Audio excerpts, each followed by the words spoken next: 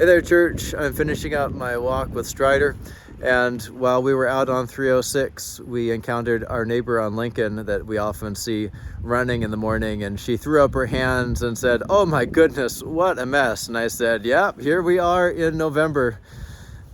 In the Bible, rain is typically seen as a sign of God's goodness, God's generosity. And of course, the Bible was written for the most part in a very, very arid climate where any amount of rain really felt like a blessing. It was cooling, it was refreshing, it provided needed water for the growth of crops. Here in Northeast Ohio, if rain is a sign of God's blessing, then we can say that God sometimes feels exceedingly generous to a fault. And actually, that's what the Bible does say all the way through about God.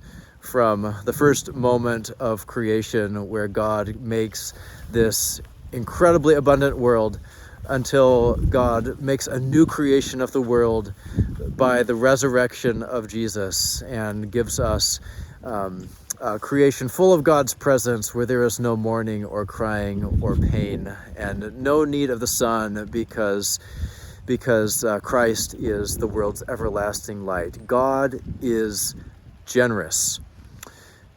This is a good word for us as we approach Gift Commitment Sunday in worship on November 21st. You're invited to bring your pledge card you may have received in the mail, or you can make a commitment by way of this e-update using an electronic form. I've been thinking a little bit about what the Eastern Orthodox Church says regarding the core purpose of being human, the human vocation, you might call it.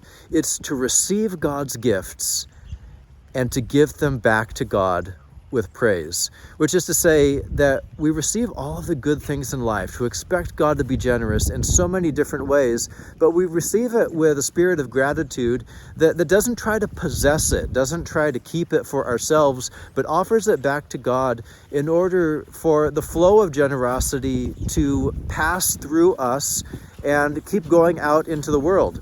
This is what we're trying to do living as Christ Church in our vision, loving God, sharing relationships, serving others from the heart of Christ, to be part of the flow of God's generous life in the world. We'll be doing that again in the drive-through dinner tonight, just offering out food to our neighbors entirely for free, maybe even standing out in the rain in order to serve our neighbors. You have perhaps read the giving letter that came out that described some of the ways that we are reaching out to our community, the way that we're supporting mission workers that are part of the flow of the gospel going to the ends of the earth and onto college campuses in Northeast Ohio. We're gathering together in small groups as part of our investment, because our giving isn't just about money, it's about giving our attention, our time, our energy, being present to each other, and being part of how the flow of God's love is running through CPC.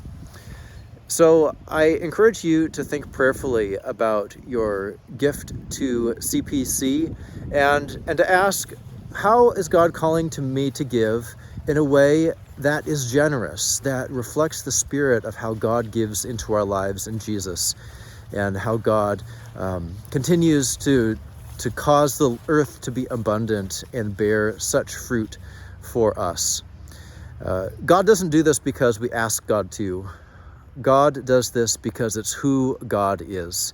And we're seeking to be a certain kind of people like God, investing in our vision, loving God, sharing relationships, serving others from the heart of Christ. So let's commit ourselves with our resources to that vision again.